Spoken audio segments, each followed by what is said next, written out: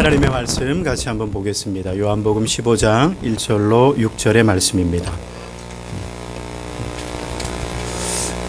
제가 한번 봉독해 드리겠습니다. 나는 참 포도나무요 내 아버지는 그 농부라. 무릇 내게 있어 과실을 맺지 아니하는 가지는 아버지께서 이를 제해 버리시고 무릇 과실을 맺는 가지는 더 과실을 맺게 하려 하여 이를 깨끗하게 하시느니라. 너희는 내가 일러준 말로 이미 깨끗하였으니 내 안에 거하라. 나도 너희 안에 거하리라. 가지가 포도나무에 붙어있지 아니하면 절로 과실을 맺을 수 없음 같이 너희도 내 안에 있지 아니하면 그리하리라. 6절 제가 그러하리라. 나는 포도나무요 너희는 가지니 저가 내 안에 내가 저 안에 있으면 이 사람은 과실을 많이 맺나니 나를 떠나서는 너희가 아무것도 할 수 없음이라. 사람이 내 안에 거하지 아니하면 가지처럼 밖에 버리워 말라지나니 사람들이 이것을 모아다가 불에 던져 사르느니라. 아멘. 같이 한번 기도드리겠습니다. 좋으신 하나님 아버지 감사합니다. 거룩한 성일이 되어서 하나님께서 사랑하는 우리 성도들 주님의 존전에 모였습니다. 이 시간 성령 하나님 우리 가운데 자정하여 주시고 우리의 예배를 기쁨으로 받아 주옵소서. 모든 것 감사드립니다. 거룩하신 예수님 이름으로 기도합니다. 아멘. 여러분 반갑습니다. 한 주간 평안하셨습니까? 모두 여러분 얼굴 보니까 너무 좋습니다. 오늘은 요한복음 15장 말씀을 통해서 내 안에 거하라 라는 제목으로 하나님의 말씀을 여러분과 한번 나눠보기를 원합니다. 요한복음 15장 하면 아마 예수님 잘 믿는 성도들, 특별히 예수를 믿어 영생의 확신을 가진 성도들은 이 말씀을 즐겨 보고 그리고 또한 암송하고 있는 줄로 압니다. 자, 요한복음 15장을 통하여 사도 요한이 말하고 싶었던 거 특별히 세 가지가 있습니다. 자, 무엇이냐면 세 가지 중요한 관계십에 대해서 이야기를 합니다. 한번 화면 볼까요? 화면 보면은 세 가지가 나오는데 첫 번째 요한복음 15장 1절로 10절의 말씀을 통해서 제일 먼저 얘기하는 것은 예수님과 성도의 관계에 대해서 이야기를 합니다. 그리고 두 번째 요한복음 15장 11절로 17절의 말씀을 통해서는 성도와 성도의 관계에 대해서 이야기를 하고 세 번째 요한복음 15장 18절에서 16장 4절의 말씀을 읽게 되면 성도와 세상과의 관계의 중요성에 대하여 말씀을 나누게 되죠. 자, 여러분에게 잠깐 한번 물어보겠습니다. 우리가 살아가면서 관계십, 릴레이션십 이 너무나 중요하죠. 이 세 가지 관계십 가운데 가장 중요한 관계십은 여러분 무엇이라고 생각합니까? 다 중요하죠. 중요하지 아니하는 것이 없지만 이 중에 특별히 중요한 게 있다고 저는 보고 있습니다. 자, 여러분 생각에 내가 세상에 살다 보니까 불신자, 하나님을 믿지 않는 사람과 관계식 갖는 게 참 많이 힘듭니다. 그래서 내가 생각하기에는 세상 사람과의 관계식 갖는 거 참 중요한 것 같습니다. 이 세 가지 중에 제일 중요하다. 자, 3번이 내게 있어서는 가장 중요하다고 생각하는 분 있습니까? 한 분도 없습니다. 자, 두 번째, 성도와 성도와의 관계가 나는 참 중요하다. 우리가 또 아까 우리 또 대표기도 중에도 있었지만 우리가 신앙생활하다 보면 뜻하지 않는 어려움을 당하게 됩니다. 밖에서 아니라 교회 안에서도 어려움이 있을 수 있다라는 거죠. 그런 생각을 들 때 성도와의 관계가 참 중요한 것 같다. 두 번째가 나는 중요하다고 생각하는 분 계십니까? 아무도 손을 들지 않았습니다. 자, 그럼 다시 한번 마지막에 내가 살아보니까 제일 중요한 건 예수님과 성도의 관계다. 한번 자신 있게 한번 손 들어 보십시오. 자, 셋 중에 하나가 있어야 됩니다. 안 되시는 분 있습니다. 자, 맞습니다. 제가 생각하기에 여러분 개인적인 생각도 있겠지만 성경을 통해서 여러분에게 말씀드리는 거 우리 인생 가운데 가장 중요한 관계십은 바로 예수님과 성도, 예수님과 나와의 관계인 줄로 믿습니다. 이것을 다른 말로 한다면 하나님과 나의 수직적인 관계라는 거죠. 하나님과 나의 수직적인 관계가 바르게 정립이 되면 여러분 성도과의 관계 때로는 살다 보면 어려운 일들이 생길 수 있습니다. 그런데 극복할 수 있다라는 거죠. 그리고 하나님과 나의 관계가 바르게 되면 성도와 세상과의 관계도 어려울 수 있습니다. 그럼에도 불구하고 다시 회복이 될 수 있다라는 거죠. 여러분이 아는 것, 마치 오뚜기가 넘어져도 다시 일어납니까? 안 일어납니까? 오뚜기는 넘어져도 벌떡 일어섭니다. 왜 그럴까요? 오뚜기를 잘 관찰하게 되면 오뚜기 배 밑에 뭐가 있죠? 무게추라는 게 달려 있다라는 거예요. 그 무게체가 중간 센터에 있기 때문에 넘어져도 다시 일어날 수 있다라는 것입니다. 우리의 인생 가운데 무게추와 같은 존재가 누구입니까? 바로 예수 그리스도, 바로 우리의 하나님 되시는 줄로 믿습니다. 주님과의 관계가 온전해지면 넘어져도 일어난다라는 거예요. 그런데 수직적인 하나님과의 관계가 바르게 정립이 되지 않으면 성도의 관계가 어려울 때, 세상과의 관계가 흐트러졌을 때 일어나지 못하는 자가 있다라는 거죠. 일어나긴 하지만 너무 오래 걸린다라는 것입니다. 사랑하는 성도 여러분, 우리는 살다 보면 예수를 믿고 살아도 어려운 일들이 있을 수 있습니다. 그럼에도 불구하고 예수님과의 관계가 바르게 정립이 되어 있을 때 어려운 일이 있어도 쉽게 극복하고 넘어졌다가 일어나게 되는 줄로 믿습니다. 바로 이게 신앙이라는 거죠. 하나님과의 관계가 원만할 때에 우리는 신앙생활 올바르게 할 수 있다는 것을 한번 염두에 둬보시기를 부탁드립니다. 오늘은 이 세 가지 가운데 첫 번째 관계, 하나님과 성도의 관계에 대해서 여러분에게 좀 더 말씀을 나눠보도록 하겠습니다. 자, 한번 화면을 보면서 한번 따라하겠습니다. 자, 예수님 안에 생명이 있는 줄로 믿습니다. 아무리 힘들고 어려워도 주님을 떠나지 맙시다. 이 말씀을 우리 마음에 한번 새겨보기를 원합니다. 오늘 본문 요한복음 15장의 말씀을 통해서 우리 한마음교회 성도들에게 드리고 싶었던 것은 환경적인 어려움이 있어도 더 나아가 심적으로 고통스러워도 주님을 절대 떠나지 않는 복된 성도들이 되시길 주님의 이름으로 간절히 축원을 드립니다. 여러분, 주님의 품을 떠난다라는 것은 다른 말로 교회를 등지는 것과 동일한 줄로 압니다. 이는 엄밀한 의미에서 하나님의 실존을 부인하고 불신자처럼 심플 네이처죠. 세상 사람과 동일하게 사는 것과 다를 바가 없다라는 거죠. 여러분, 세상 사람들이 하는 말 중에 한 가지가 있습니다. 어떤 말이 있을까요? 이 세상에 하나님은 있다 없다? 없다라고 말하는 사람이 너무 많다라는 것입니다. 우리는 하나님을 믿고 있지만 세상에 사는 사람들 가운데 많은 사람들이 하나님이 없다라고 말한다라는 거죠. 그에 대하여 시편은 시편 14편 1절은 이렇게 말씀합니다. 어린석은 사람은 그 마음에 이르기를 하나님이 없다 하는도다. 인생 가운데 하나님의 부재, 하나님이 존재하지 않는다고 말할 때에 그 사람은 성경에 의한다면 바로 세상에서 가장 어리석은 사람이라고 말씀하고 있다는 것입니다.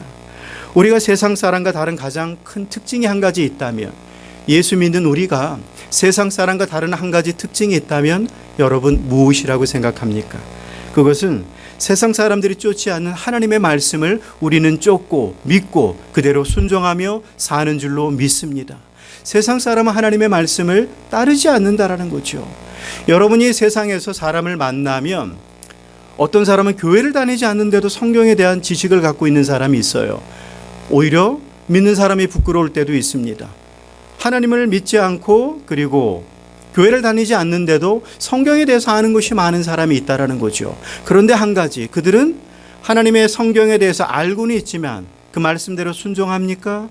말씀에 순종하지 않는다라는 거죠.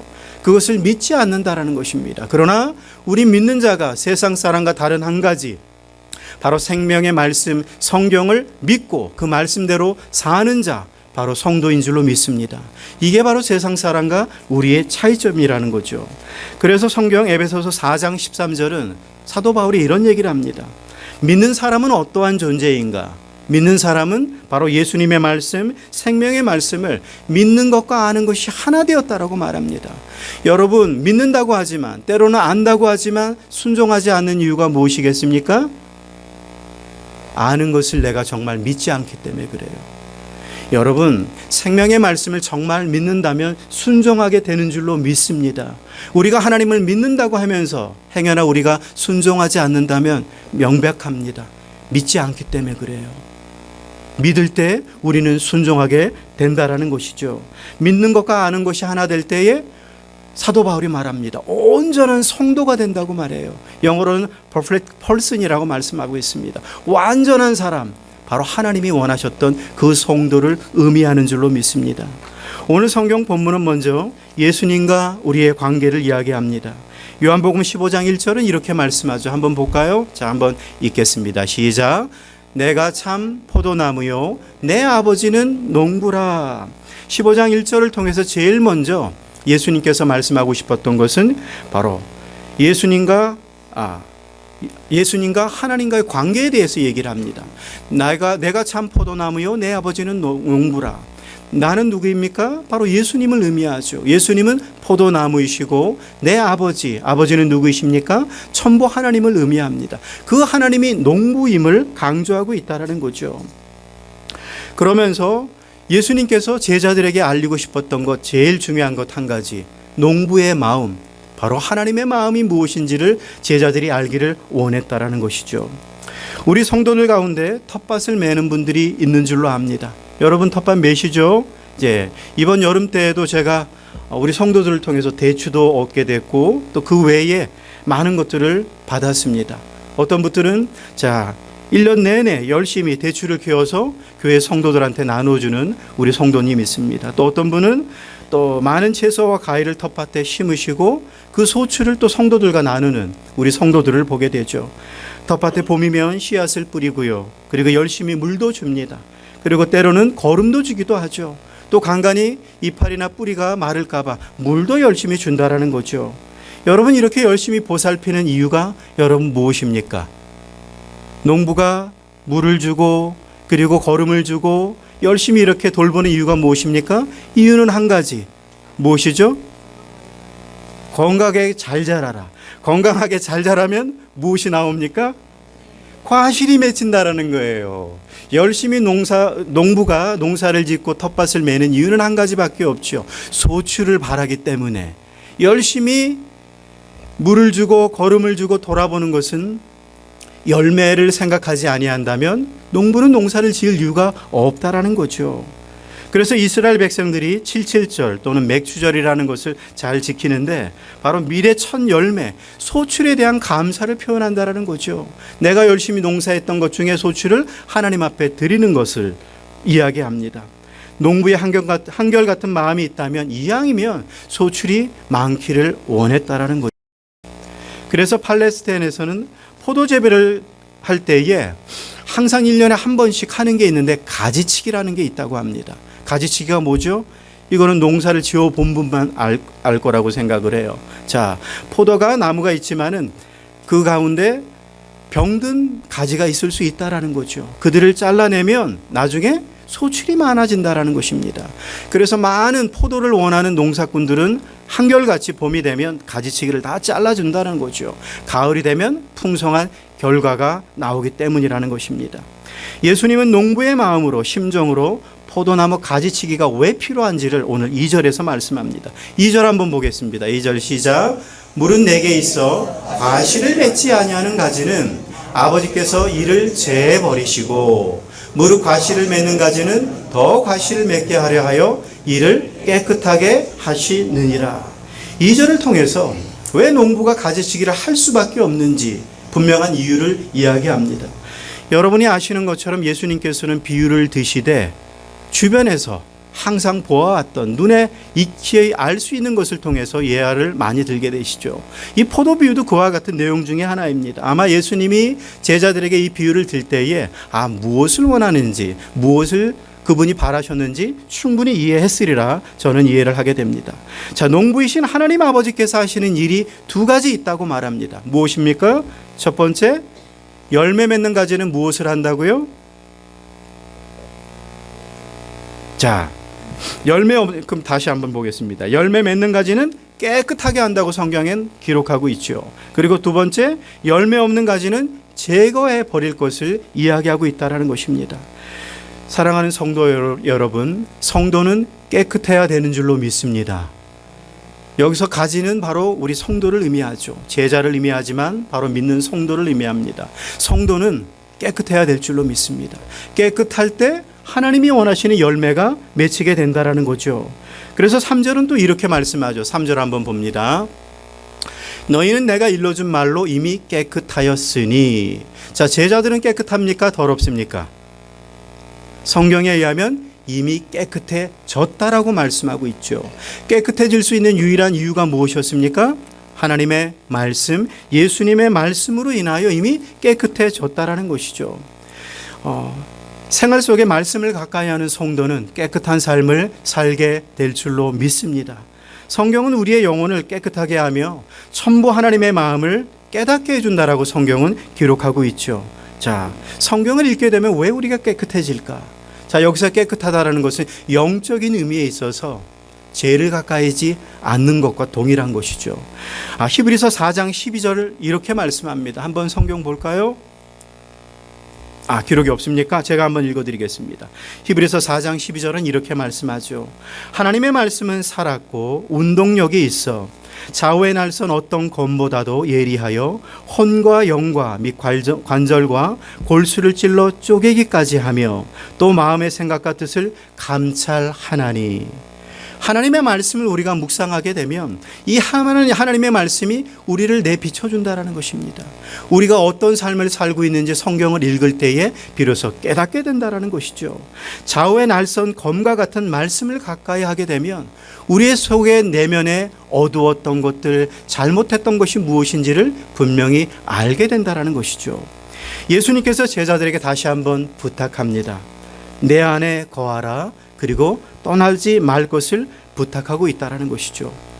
여러분, 우리가 신앙생활하다 보면 때로 물론 믿음 좋은 사람은 예외입니다. 그런데 살다 보면 신앙생활을 하면서도 간혹 예수님을 떠나고 싶어하는 사람들을 우리는 종종 보게 되죠. 자, 탕자처럼. 탕자는 어떻습니까? 이 세상에 너무 신기하고 좋은 것이 많기 때문에 세상을 알고 싶어 아버지를 떠나게 됩니다. 아버지 품을 떠나서 원하던 거, 바라던 거, 그리고 하고픈 일을 위해서 세상으로 떠나가게 되죠. 그런데 우리 주님께서 오늘 부탁합니다. 세상에 아무리 좋은 것이 있다 할지라도 너희들은 나를 떠나지 말라. 4절은 다시 한번 부탁합니다. 4절, 내 안에 거하라. 나도 너희 안에 거하리라. 가지가 포도나무에 붙어있지 아니하면 절로 과실을 맺을 수 없음 같이 너희도 내 안에 있지 아니하면 그리하리라. 영어로는 remain in me, remain in Christ로 우리가 이해할 수 있습니다. 성도 여러분, 제자들이 열매를 거두는 유일한 방법은 예수님 안에 있을 때 가능하다고 말씀하고 있죠. 자, 믿는 성도에게 있어서 열매는 옵션이 될 수 있을까요? 성경은 옵션이 아니라고 말합니다. 반드시 있어야 되는 것 중에 바로 열매가 있어야 된다고 말씀하고 있죠. 자, 포도나무이신 예수님을 통하여 궁극적으로 바랬던 것이 무엇일까? 예수 그리스도를 세상에 보내시고 그분을 통하여 궁극적으로 원했던 것이 무엇일까? 바로 이 열매를 위해서 세상에 예수님을 보내셨기 때문에 열매는 옵션이 돼서는 아니 된다라는 것입니다. 자, 예수님 안에 거한다라는 것, 여러분 한번 정리를 해보겠습니다. 여러분, 예수님 안에 거한다는 것은 어떤 의미가 있는 것일까요? 예수님 안에 거한다는 것은 예수님과 한 몸을 이루는 것을 의미하는 줄로 믿습니다. 성도에게 있어서 바로 예수님을 영접하고 그와 동행하는 것을 의미하는 거죠. 성도에게 있어서 예수님과 동행한다는 것은 다른 말로 그분을 따르는 것을 의미하는 것입니다. 그래서 우리가 한 가지 꼭 기억해야 되는 것은 지속적으로 그분과 교제함이 필요하다는 거죠. 그래서 우리는 믿는 자에게 성경은 이렇게 말씀합니다. 의인은 무엇으로 산다? 믿음으로 산다. 맞습니다. 여러분, 믿음은 무엇을 의미하는 것일까요? 믿음이란 바로 매 순간 예수님을 의지하는 것을 의미하는 줄로 믿습니다.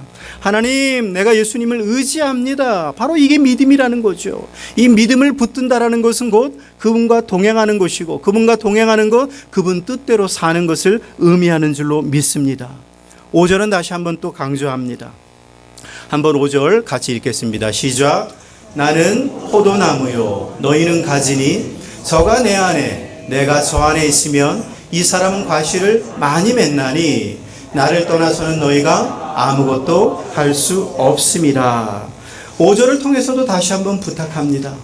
나는 포도나무고 너희는 가지라고 말씀합니다.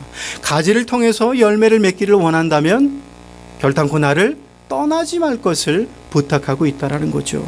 성도 여러분, 주님이 말씀하시는 열매, 또 농부이신 천부 하나님이 성도를 통해서 얻고자 하는 열매, 여러분 무엇이라고 생각합니까? 열매가 무엇인지를 우리는 알아야 합니다. 이것은 우리가 예수 믿은 이후에 없어서도 되는 것이 아니라 반드시 있어야 되는 것이라고 성경은 말씀하고 있기 때문이죠.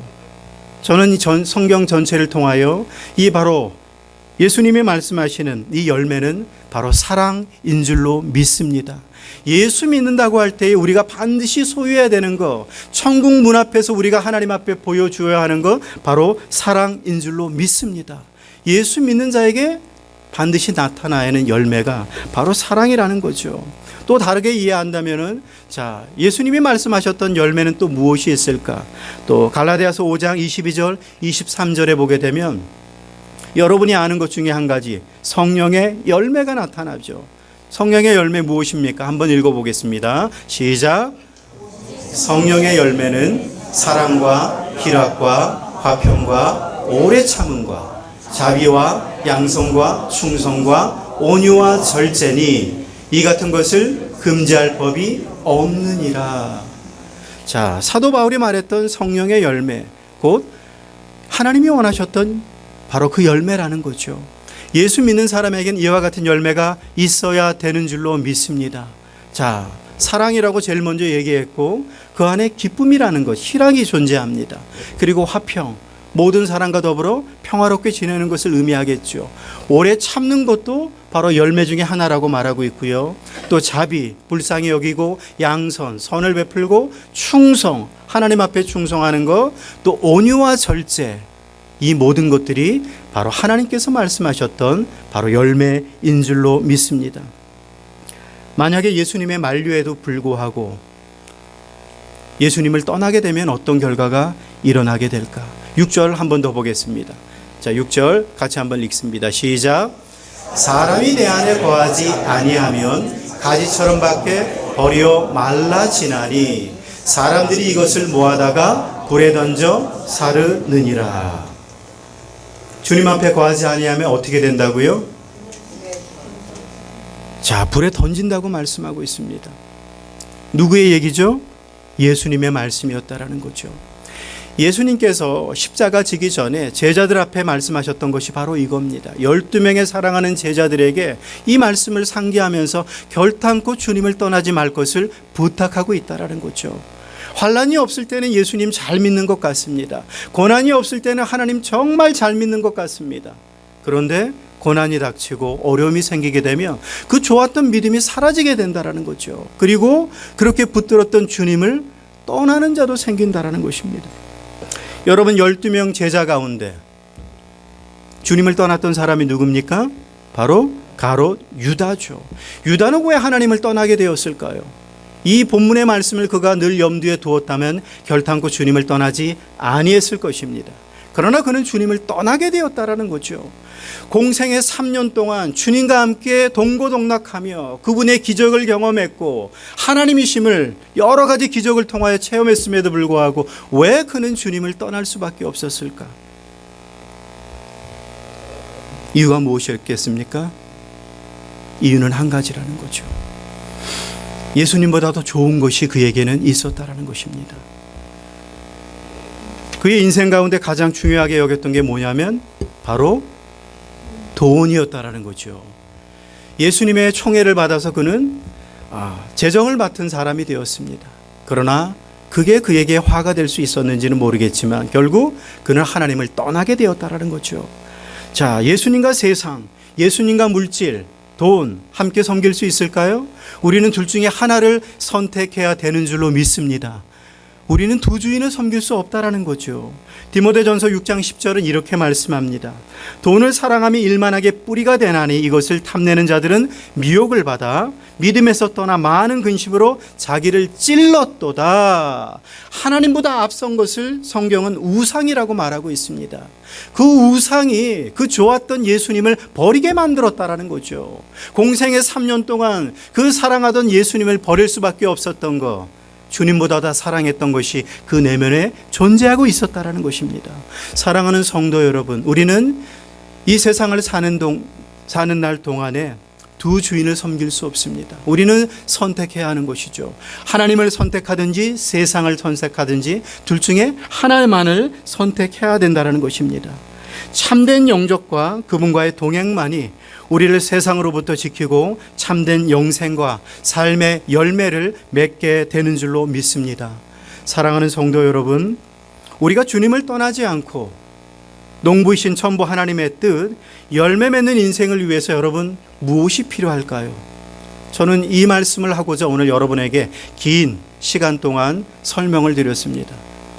자, 참된 열매는 이유가 두 가지가 있습니다. 오늘 예수님이 말씀하셨죠. 가지를 깨끗하게 하라고 말하고 있습니다. 가지가 깨끗하지 않으면 예수님이 잘라버리는 것이 아니라 누가 자른다? 하나님이 잘라버린다고 얘기하셨어요. 성경을 읽다 보면은 천부 하나님께서 가지치기를 하신다고 말씀하셨습니다. 예수님께서 자르는 게 아니라는 거죠. 그렇기 때문에 가지가 깨끗하기 위해서 우리가 해야 되는 것, 바로 죄의 문제가 해결이 돼야 될 줄로 믿습니다. 하나님을 믿는다고 하면서 우리는 숨겨진 죄가 있을 수 있다라는 거죠. 생활 속에 품고 있는 남들이 알지 못하는 죄가 있다면 여러분 주님 앞에 나아가 아버지 용서하여 주옵소서. 정말 하나님 앞에 후회가 필요한 게 아닙니다. 가룟 유다는 후회했지만 정말 필요한 것은 후회가 아니라 뭐다? 회개가 필요하다라는 거죠. 근데 가룟 유다는 회개하지 않았습니다. 인생을 후회만 하다 끝났다라는 거죠. 그러나 예수 믿는 사람은 후회하는 것이 아니라 무엇을 해야 됩니까? 회개를 해야 될 줄로 믿습니다. 그러할 때에 우리의 몸에 있던, 우리 가지에 있던 더러운 것들이 깨끗하게 되는 줄로 믿습니다. 두 번째 필요한 게 무엇일까요? 말씀이 깨끗해지는 유일한 방법 중에 하나는 오늘 예수님이 말씀하셨던 것처럼 나의 말로 인하여 너희는 깨끗하여졌느니라. 하나님의 말씀을 가까이 함으로 육신의 죄를 멀리하는 우리 성도들 되시길 주님의 이름으로 축원을 드립니다. 여러분, 말씀을 가까이 하지 않으면 어느덧 인생 가운데 죄가 우리 가운데 거할 수 있다라는 것입니다. 죄를 가까이 하는 한 결국 하나님을 떠날 수 있다는 사실을 여러분 꼭 기억하시기를 부탁드립니다. 사랑하는 성도 여러분, 우리는 믿음 생활하면서 어려운 일 생길 수 있습니다. 그럼에도 불구하고 결탄코 주님을 떠나지 않는 저와 여러분들 되시길 주님의 이름으로 간곡히 부탁을 드립니다. 그 가운데 중요한 거, 생활 속에 짓는 죄 하나님 앞에 낱낱이 고하시고 회개함으로 깨끗함 받고 일평생 하나님 말씀 붙들며 주님과 동행하는 우리 믿음 좋은 한마음교회 성도들 되시길 주님의 이름으로 축원을 드립니다. 같이 한번 기도드리겠습니다. 기도할 때에 우리 하나님의 말씀 생각하면서 하나님, 전 주님의 가지입니다. 예수님은 포도나무이시고 우리는 가지이고 주님을 떠나서는 우리는 열매를 맺을 수가 없습니다. 하나님, 열매를 맺는 것은 옵션이 아니라 바로 하나님께서 우리에게 주신 필연적인 결과라고 말씀하고 있습니다. 하나님, 이 사랑의 열매 맺게 하여 주시고 아버지 인생 가운데 하나님이 말씀하셨던 아버지 수많은 열매 맺게 하셔서 천부 하나님을 기쁘게 해드리는 자 되게 해달라고 이 시간 한번 주여 한번 외치시고 기도 한번 드리겠습니다. 주여!